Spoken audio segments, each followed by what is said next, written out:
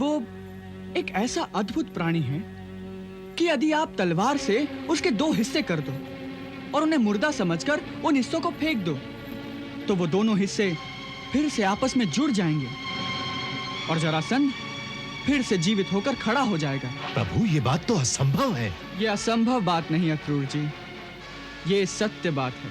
वास्तव में उसका शरीर एक तांत्रिक माया से जुड़ा हुआ है। ये कैसी विचित्र बात कर रहे हो कन्हैया? शरीर का तो पूरा एक ही हिस्सा होता है। ये कोई खिलौना थोड़ी है जो दो हिस्सों को जोड़कर बनाया जाए। लगता है कि अब हमें मथुरा नगरी को छोड़कर कहीं और जाना पड़ेगा। ये आप क्या कह रहे हैं प्रभु? देखिए, जरासंध को केवल हमसे बैर है, मथुरा से नहीं। इसलिए जब तक हम यहां रहेंगे वो किसी ना किसी बहाने से आक्रमण करता रहेगा। अब उसमें आक्रमण करने की शक्ति ही कहां रही है? कुछ दिन पहले हमारे गुप्तचर जो मगध से लौटे हैं, उनका कहना है कि इतनी बार आपसे हारने के बाद अब उसमें ना तो युद्ध करने की शक्ति है, ना ही साहस। उसके सब साथी ठंडे पड़ गए हैं प्रभु, ठंडे पड़ गए हैं। अर्थात उन्होंने युद्ध का त्याग करने की बात नहीं की है, केवल परिस्थिति के बदलने की बात की है। इससे एक बात तो स्पष्ट हो जाती है कि मथुरा का संकट केवल टल गया है, अभी समाप्त नहीं हुआ। मैं तुमसे सहमत नहीं हूं कन्हैया। मैं तो समझता हूं कि अब जरासंध के सारे साथी तितर बितर हो रहे हैं, जिससे उनकी शक्ति जो संगठित थी वो बिखर गई है। इसके बाद वो फिर कभी इस ओर आंख उठाकर देखने की हिम्मत नहीं करेगा। हाँ, फिर आप जरासंध को नहीं जानते दाऊ भैया। वो एक ऐसा अद्भुत प्राणी है कि यदि आप तलवार से उसके दो हिस्से कर दो और उन्हें मुर्दा समझकर उन हिस्सों को फेंक दो, तो वो दोनों हिस्से फिर से आपस में जुड़ जाएंगे और जरासंध फिर से जीवित होकर खड़ा हो जाएगा। प्रभु, ये बात तो असंभव है। ये सत्य बात है। वास्तव में उसका शरीर एक तांत्रिक माया से जुड़ा हुआ है। ये कैसी विचित्र बात कर रहे हो कन्हैया? शरीर का तो पूरा एक ही हिस्सा होता है। ये कोई खिलौना थोड़ी है जो दो हिस्सों को जोड़कर बनाया जाए। परंतु उसका शरीर तो ऐसे ही बनाया गया है दाऊ भैया। वास्तव में ये एक विचित्र घटना है। उसके पिता महाराज वृद्धरथ की दो पत्नियां थीं।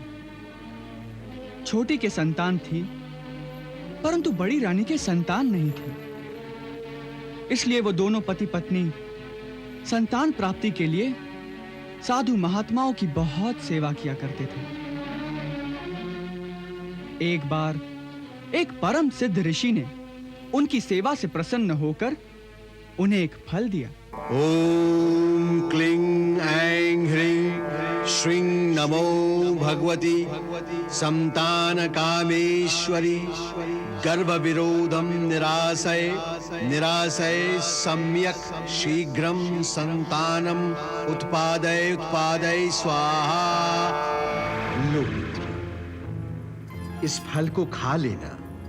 प्रभु की कृपा से तुम्हें एक बड़े पराक्रमी पुत्र की प्राप्ति होगी।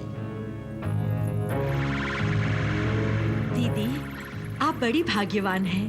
भगवान करे जैसा महर्षि ने कहा है वैसा ही प्रतापी पुत्र आपके यहाँ जन्म ले।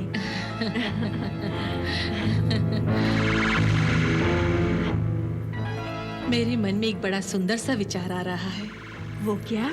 क्यों ना इस फल को हम दोनों ही बांट कर खा लें, तो दोनों के यहाँ एक एक प्रतापी पुत्र का जन्म होगा। नहीं दीदी, ऐसा कैसे होगा? महर्षि ने तो आपको ही पुत्र प्राप्ति का आशीर्वाद दिया है। परंतु उनके आशीर्वाद की शक्ति तो इस फल में ही है ना।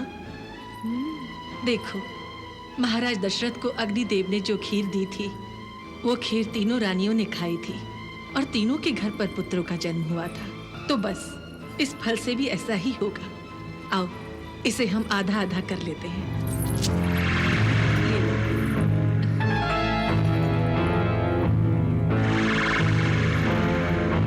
उस अभिमंत्रित फल के प्रभाव से दोनों रानियां गर्भवती हो गई। परंतु 10वें महीने में एक बड़ी विचित्र घटना घटी। जब रानियों के गर्भ से बालक उत्पन्न हुए तो उन दोनों के शरीर आधे आधे थे। ऐसा लगता था जैसे किसी ने तलवार से एक बालक को 2 हिस्सों में काट दिया हो। जब ये दोनों आधे आधे शरीर राजा के सामने लाए गए तो वो राजा बहुत दुखी हुआ। मुझे ये क्यों दिखाने लाए हो? क्या करूं मैं इन 2 टुकड़ों का? ले जाओ और फेंक दो किसी जंगल में इन्हें, ताकि किसी जंगली जानवर का तो पेट भर जाए इनसे। महाराज की आज्ञानुसार सेवकों ने उन दोनों अर्ध शरीरों को ले जाकर वन में फेंक दिया।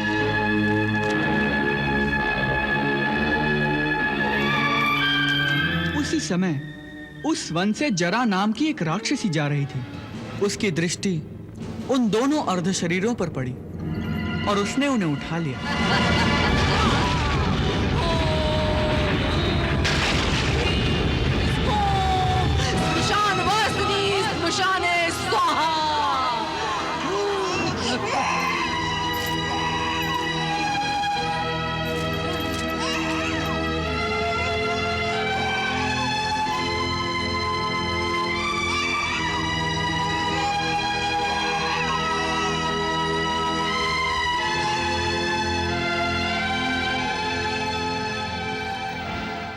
फिर जरा राक्षसी ने वो बालक उसके पिता महाराज वृद्धरथ को जाकर दे दिया।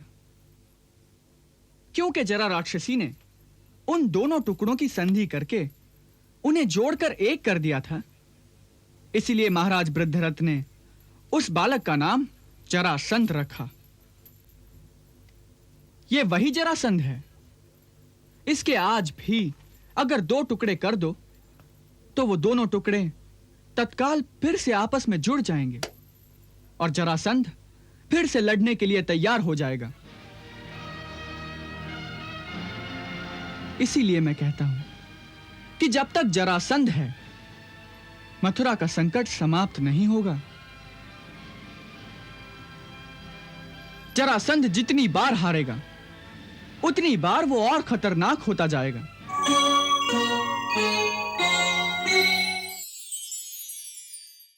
ये काल यवन वास्तव में मलेच्छ नहीं, परंतु एक ऋषि की संतान है, जिसे उस ऋषि ने मलेच्छ देश के यवन राजा को दत्तक पुत्र के तौर पर दे दिया था। इसलिए ये वास्तव में ऋषि पुत्र होते हुए भी यवन कहलाता है। हे भोलेनाथ, मुझे एक ऐसा महापराक्रमी पुत्र प्रदान कीजिए जो अजेय हो, जिसे संसार में कोई योद्धा हरा न सके।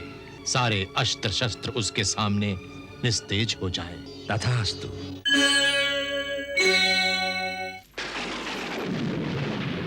मैं आपकी बातें मानकर एक बार नहीं 17 बार अपने आप को धोखा दे चुका हूं।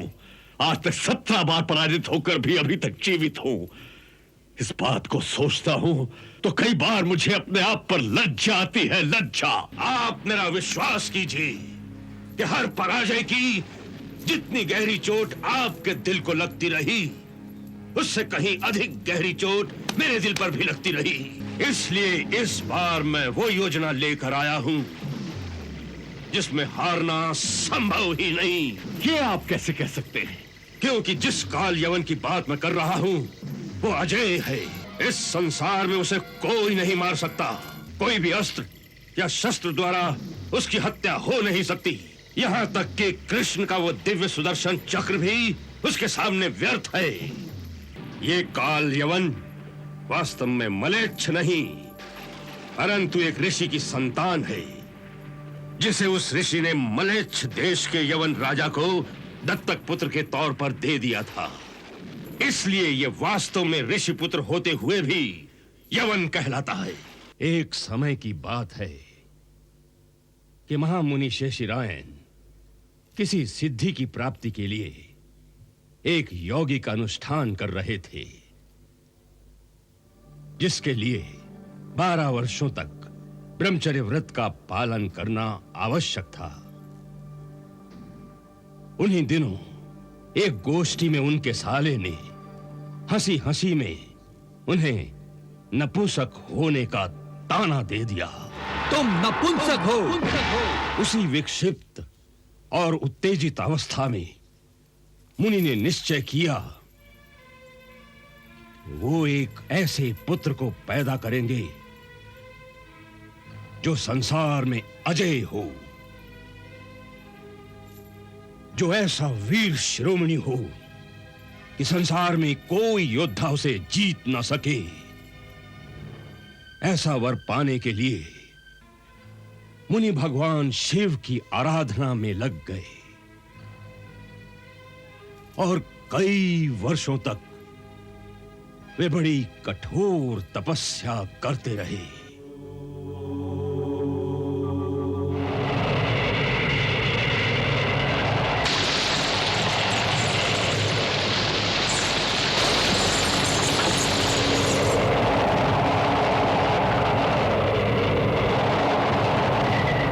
मांगो, जो मन में आए वरदान मांग लो, हम प्रदान करेंगे।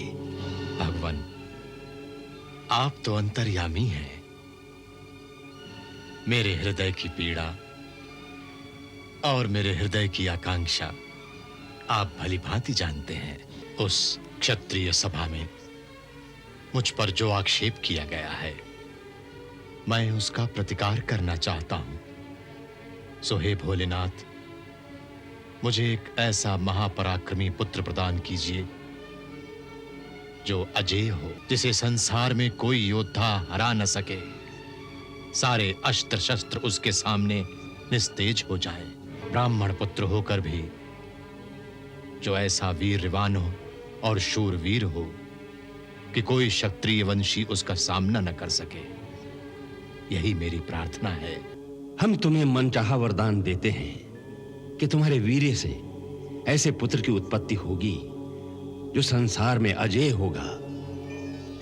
ये वरदान मांगने के पीछे तुम्हारे हृदय में भोग विलास की एक इच्छा छुपी हुई है, इसलिए उसका पूरा आनंद पाने के लिए हमारे वरदान से तुम्हें राजसी वैभव प्राप्त होगा। तुम्हारा ठाट बाट एक राजा की भांति हो जाएगा। तथास्तु। चलता चलता वो एक बड़े झरने के पास पहुंचा। दैववश उसी समय रंभा नाम की एक अप्सरा उस झरने में स्नान कर रही थी। उसे देखकर राजा उस पर मोहित हो गया और उसे देखता ही रहा। हे महामानव, आप कौन हैं? अवश्य ही कोई विशिष्ट व्यक्ति है, क्योंकि पृथ्वी के पुरुषों में मैंने ऐसी कांति, ऐसा तेज और ऐसा सौंदर्य किसी में नहीं देखा। हो सकता है क्योंकि ये सब कुछ कांति, तेज, सौंदर्य, यहां तक कि ये शरीर मेरा वास्तविक शरीर नहीं है। ये मुझे भगवान शिव के वरदान से मिला है। भगवान शिव के वरदान से? ऐसा लगता है कि भगवान शिव ने ये वरदान आपको नहीं, मुझे दिया है, जो आपको यहाँ भेज दिया है ताकि मैं आपकी सेवा करने का पुण्य प्राप्त कर सकूं। उन दोनों के संयोग से इस बालक का जन्म हुआ, जो आज काल यवन के नाम से यवन देश पर राज करता है। परंतु ये बालक यवन देश कैसे पहुंच गया? उस बालक को जन्म देने के पश्चात वो अप्सरा तो ऋषि को वो बच्चा देकर वापस अपने स्वर्ग लोक को चली गई। उसके जाने से ऋषि को इतना दुख हुआ कि उन्हें फिर से वैराग्य हो गया। जिन दिनों शेषिरायण और उस अप्सरा की प्रेम लीला चल रही थी, उन्हीं दिनों मलेच्छ देश पर एक बड़ा प्रतापी और वीर राजा राज्य करता था, जिसका नाम था ताल जंग। उसके पास अपार वैभव था, शक्ति थी, समस्त राजा उससे डरते थे। बाहर से वो बड़ा प्रसन्न दिखाई देता था, परंतु अंतर्मन में वो खुश नहीं था। उसे इस बात का गहरा दुख था कि दुनिया की सारी खुशियां होते हुए भी उसके घर में संतान नहीं थी। जिस बच्चे को आगे चलकर तुम्हारा बेटा कहलाना है, तुम्हारे बाद तुम्हारे साम्राज्य को संभालना है। उसका जन्म हो चुका है। जन्म हो चुका है? शेषिरायन मुनि के द्वारा स्वर्ग की एक अप्सरा के गर्भ से वो बालक पैदा हो चुका है। जा, तेरी तकदीर का वारिस वन में तेरा इंतजार कर रहा है। किसने भेजा है आपको? आनंदगिरी पर्वत की गुफा वाले बाबा जी ने। सम्राट, उनके पास औलाद की भीख मांगने के लिए गए थे, तो उन्होंने कहा कि जिसे तुम अपने साम्राज्य का चक्रवर्ती सम्राट बनाना चाहते हो, वो तारकंडे वन में रहने वाले मुनि शेषिरायन और एक अप्सरा के पुत्र के रूप में पैदा हो चुका है। उसे अपना दत्तक पुत्र बना लो, वही इस साम्राज्य का वारिस है। उन्होंने हमें यह रहस्य भी बताया है कि इस बालक को भगवान शिव का वरदान मिला है।